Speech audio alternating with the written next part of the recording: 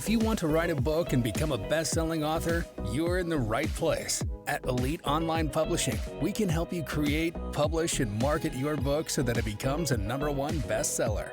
We work with a limited number of authors to ensure that they receive the best possible service. So if you want to learn how to write and publish a book that will empower you to smartly grow your brand, business, and credibility, apply today. We look forward to working with you.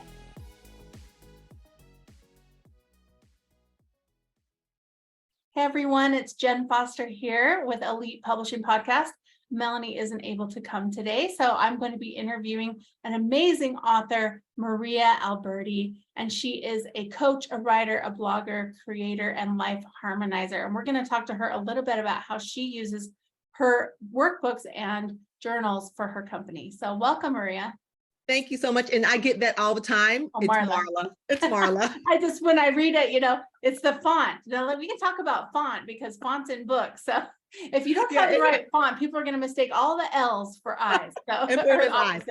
I get it all the time. I mean, all the time. But yeah, no, not a problem. And it's also because my eyesight's going bad. And so I can't read little small fonts. So I do have glasses, but I'd rather not wear them. I get it. I get it. I'm nearsighted. That's why I don't have my glasses on now. I don't need them. But to drive, I got to have those bad boys on. So trust me, I get it. That makes sense. Well, tell us, Marla, a little bit about how you came up with the idea to have your books and to use your books with your business. Yeah, definitely. So my books were birthed from my clients, really. I'm a coach, right? So I've been coaching 10 years. My 10-year anniversary of my business was this year. And so the first book is 52 Career Tips, Action Steps to Move You Forward, because I kept running into the same issues with my clients as with their career aspects, is they didn't really know some of the basics of interviewing skills, what needs to go on a resume, what needs, and keeping up with the time of the trends, right? So I developed this book, and what it is, I like workbooks. That's me. I am in the process of writing a full-blown book, right? But I like workbooks. Because of my coach mindset, I like you to do something. I want you to have a takeaway, a call to action. So in this particular workbook, there's obviously 52 weeks in a year. So it's designed where each week you have week one, you have a activity to do where you have the actual tip, the career tip, then you have the activity, and then you have lines for you to actually write the results of that activity. Week 2, you do the same thing. Week 3, week 4, all the way through 52 of weeks. And then of course, I'm giving you these activities to do. So you may have to go do a web search, or you may have to go to my site or do something. And people have really enjoyed it. People are like, okay, I like this. And guess what?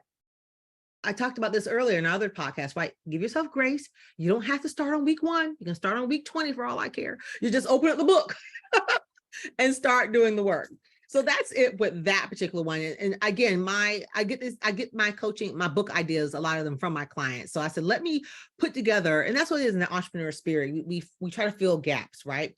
So I said, let me try to solve this problem with these simple career tips. They're easy. And that's volume 1. I actually have volume 2 already done. It's just a matter of creating that time to get it out in the world and get it published myself. Yeah. My second book, it was a COVID book. And again, birthed from my clients. So something I wouldn't recognize with my clients is one thing I have them make a list of all the things they want to do. And I saw they would struggle with this list. And my clients are the 9-to-5 working woman, right? So I saw they would struggle with this list. I said, again, in my entrepreneurial spirit, how can I help fill this gap? And I used to ask my clients, why can't you write down what you want or the things that you like?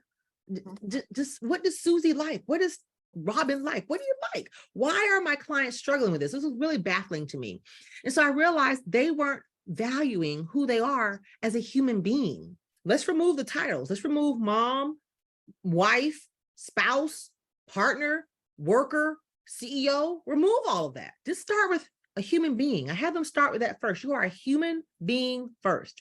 Then you're a woman or whatever you identify as. Then you're a wife. Then you're a mother. Then the other titles come later. You are a human being first.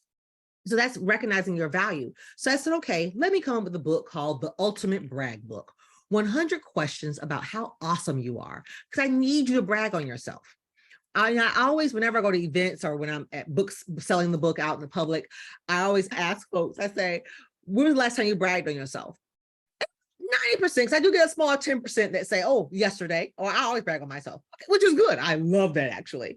But 90%, I don't know. What do you mean brag? You mean say something good about myself? Yeah. Say the things that you like. So in my book, there's 100 questions asking you, what's your favorite food? What are your top 10 favorite foods? What are your top 10 favorite places to go eat, restaurants? What are your top 10 vacation spots? What are the 5 companies or top 10 companies that you would run if you were the CEO? Right? I make you think about the things that you like. And that's what I love about it. It's a fun book. I meant for it to be fun. I don't need it to be, we got enough serious stuff going on in the world. I want it to be fun, and I want it to be something that you look at and say, you know what? I can just open up this page on page 50 and answer these fun questions and just enjoy life. I've had husband and wife couples do it together in the morning when they wake up, they answer a question. I've had mother and daughter combinations say they do it together.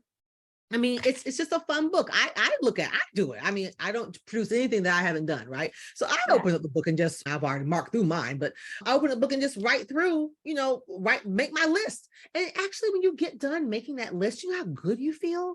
You feel so good about yourself because you wrote down 10 things that you love about yourself, 10 things that 10 companies that you could run, 10 companies that you could run. That's a really cool question too. Yeah. I had one of my clients, they wrote down Apple. I said, well, you go, girl. Yeah. That's right. That's right. Because if you don't think you can do it, then you won't. Right. So write it down. Yeah. And I love that. I love that it's getting to know yourself, like reacquainting yourself to yourself, especially us as women. Like we have so many different hats that a lot of times we don't think about, like, what is my favorite food, right? Because we're always like trying to cater to someone else. Like, oh, well, we usually go to this restaurant because I know you like this, or we don't go here because it's too spicy, even though, I like that place. I like it spicy. Like, I think we forget about what we want or what we like because we're always catering to someone else. Trying to make someone else happy, right? Exactly. And I'm not saying, and that's the thing I want people to understand is I'm not telling you to negate these other things you're doing in your life. You can't just not feed your kids. I'm not saying that. Right. But there's a reason why they tell you on the airplane to put the mask over yourself first before you take care of anybody else. Right. Your cup has to be full. You should be operating out of the overflow of your cup. If you're empty, how are you going to supply anybody else? But 90% of the women that I coach, they're running on fumes. They're running on fumes. And I'm like, how are you doing this? Selfish is not a bad word. Bragging is not a bad word. You got to take care of yourself. You got to take care of yourself, because if not, guess what? This is why I tell people, and I know it's the worst case scenario, but I always tell folks, especially when I do my career coaching, on coaching in general, I tell them, you're putting in these 50, 60, 70 hours a week for this company. Guess what? If you die tomorrow, what are they going to do? They're going to replace you. They're going to cash out your life insurance policy that you have through their vendor that you're paying $5 a month for. Then they're going to send your family some flowers, a big bouquet of flowers. And then they're going to be in the conference room the next day thinking about how to replace you or how to start your job duties. Because guess what? It's a business and they have to move forward. They're going to miss you. They're going to cry. They're going to grieve. So I hate to put it that deep, but that's reality. Yeah, that is reality. A nurse, she did a survey. One of my colleagues told me, a nurse, he read about it on Instagram, and a nurse did a survey and she asked like 100 people over the age of 90, what do you wish you would have did different? Or, and what they said? They said it wasn't about spending time with family was number 2. They said they wish they didn't work so much. That was number 1 thing. Right. They didn't work because great, we got to work, we got to make money. I get it. Yeah. But they said that number 2 was they wish if they didn't work so much, they would have spent that time with their family. Because that's what matters. Right. So I'm not saying we all got to make money. I get it. But you slaving 80, 90 hours a week, that's how long can you sustain that? That's not sustainable. That's not realistic.